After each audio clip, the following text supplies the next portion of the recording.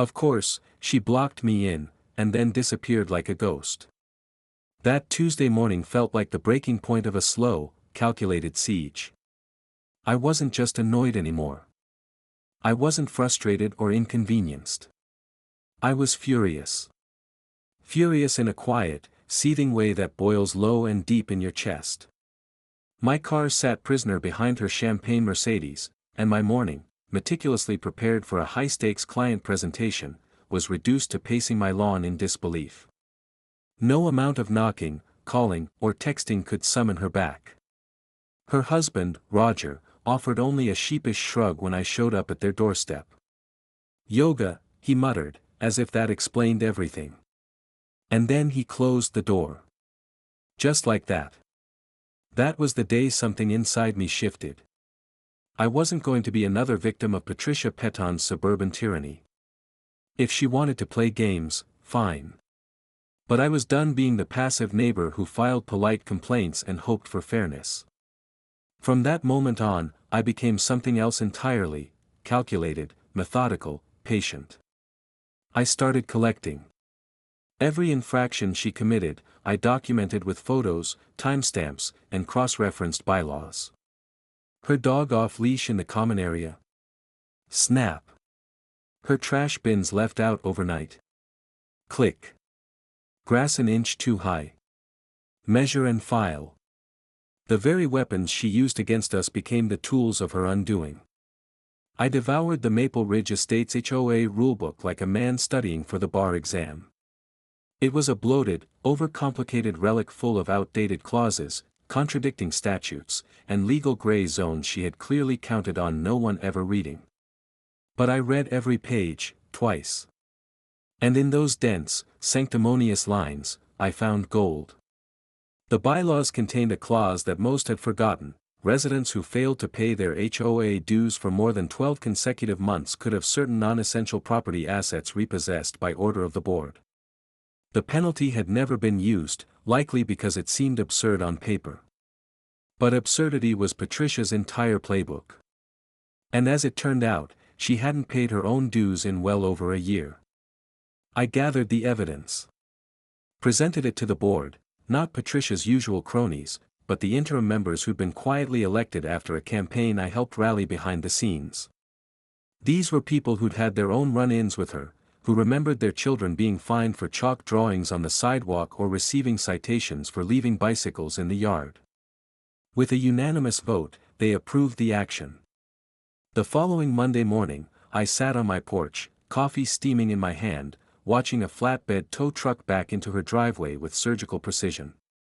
When Patricia emerged, half in pajamas, half in indignation, it was already too late.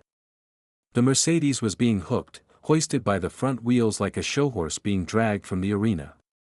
She ran, barefoot on the pavement, arms flailing, shouting threats of lawsuits, federal complaints, civil unrest.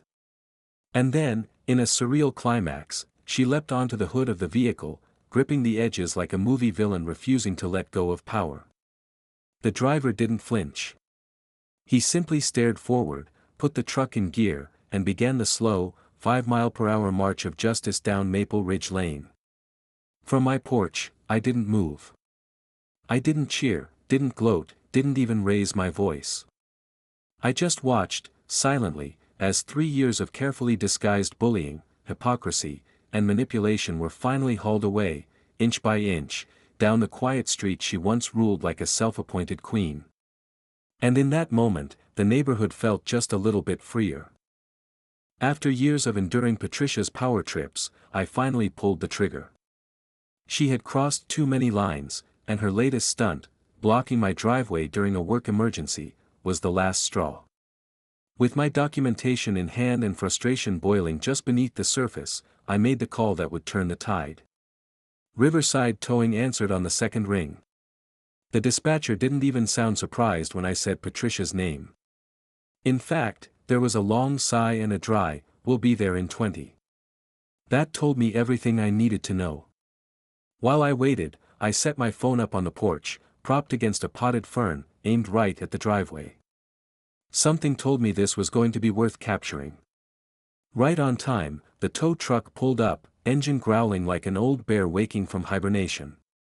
Behind the wheel was Duke, a human mountain in grease-streaked coveralls with forearms the size of hams and the demeanor of a man who'd seen it all and stopped caring around 2008.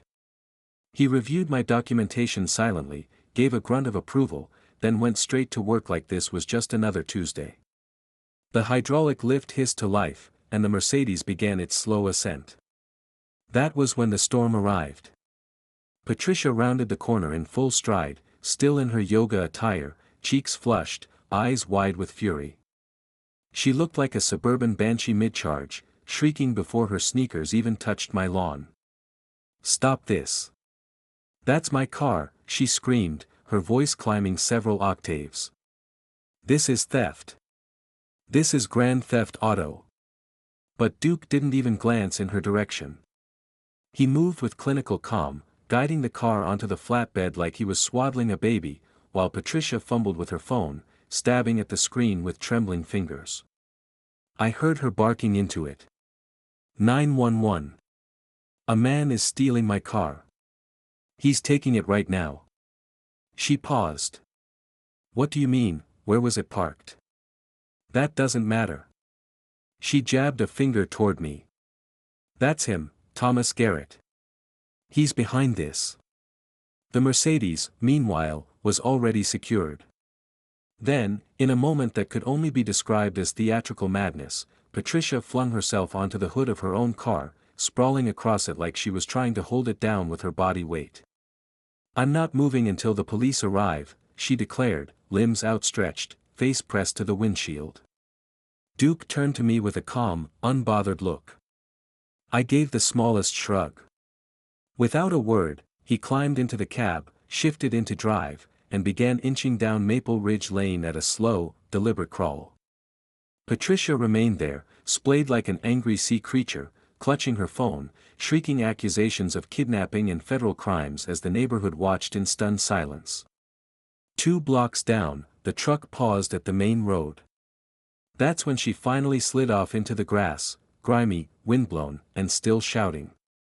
By the time the police arrived, she was already on her feet, pacing the curb like a courtroom plaintiff. 2 cruisers pulled up with lights flashing but sirens off, as if the officers already knew what kind of circus they were walking into. Officer Janet Morrison stepped out of the lead cruiser, wearing the world-weary expression of someone who had long ago stopped being surprised by anything in Maple Ridge. She listened while Patricia, dirt-smeared and breathless, rattled off a list of imagined crimes: vehicle theft, kidnapping, assault by tow truck, violations of her civil liberties. Officer Morrison waited patiently, arms crossed, until Patricia paused for breath. "Ma'am," she said, her tone clipped but calm, "where exactly was your vehicle parked before it was towed?" Patricia blinked. Her mouth opened and closed, but no sound came. "That's not the point," she finally burst out. "He can't just tow my car." Officer Morrison didn't blink.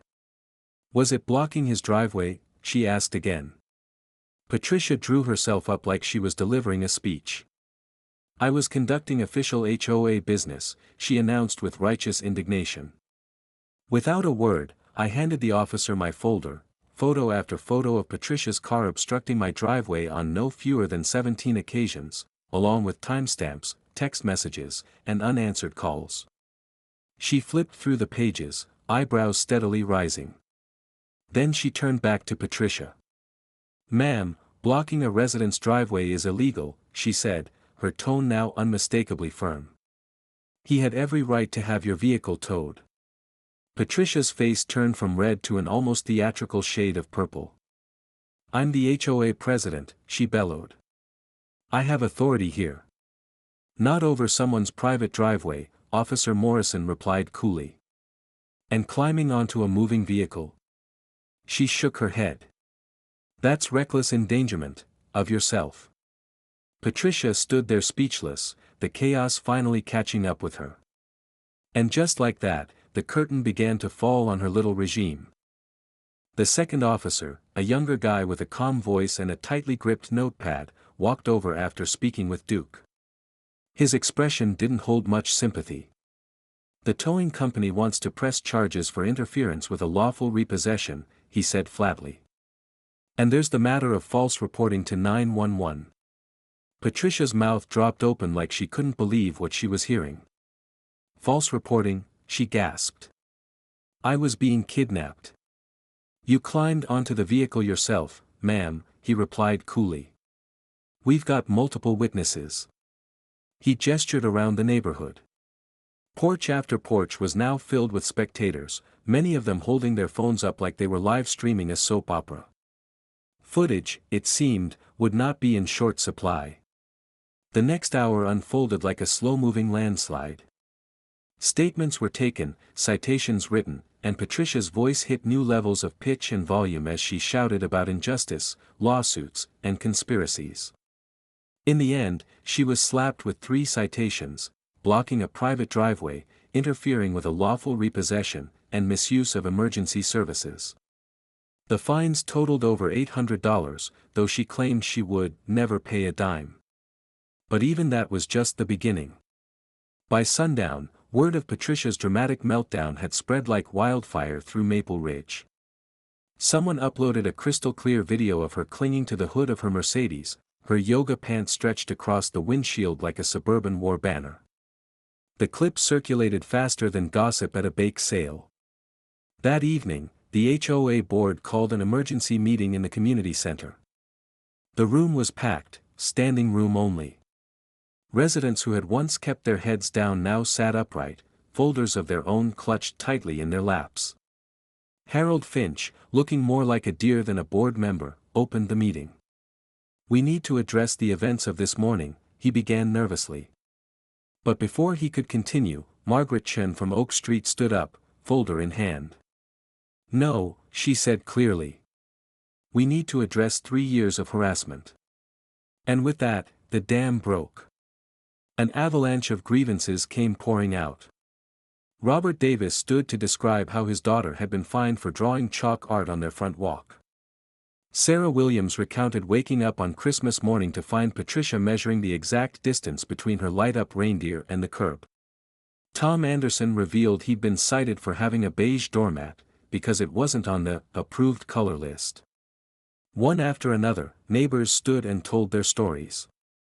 Every voice added fuel to the fire. Patricia sat at the head of the table, growing redder with each testimony. She tried to cut people off, waving her arms, snapping about order and protocol, but the crowd wasn't having it. When she screeched something about maintaining community standards, someone in the back shouted, "What standard includes riding a tow truck down Main Street like an angry hood ornament?" Even her loyal board members were shaken. Dorothy Hutchkins, once Patricia's closest ally, looked down for a long time before speaking. "Patricia," she said softly, "I think it's time we discussed your continued position as president." Patricia turned pale.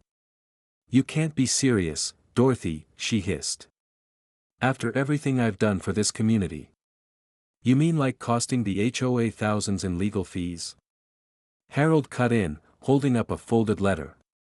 "Because that's what we're looking at. Mr. Garrett's attorney sent over a cease and desist this afternoon, along with a notice of intent to sue for harassment. I hadn't even told them yet. My attorney had worked quickly. By the time I got home from work, she had already put the wheels in motion. What came next was swift and absolute. The vote was unanimous. Even Harold and Dorothy, once her staunchest supporters, raised their hands. Patricia Peton was officially removed as HOA president. Her mouth hung open as if someone had unplugged her. For a moment, there was only stunned silence. Then she exploded. "You'll regret this," she bellowed, leaping to her feet so violently her chair skidded across the floor. "I'll sue every one of you. This is a conspiracy. This is," her voice cracked as she stormed out of the room, slamming the door behind her with enough force to rattle the bulletin board. As the door swung shut, a strange feeling settled over the room. Peace. The board wasted no time. Within minutes, they voted to void all HOA citations issued over the past 60 days and implement strict oversight for future enforcement actions. There were murmurs of cautious optimism.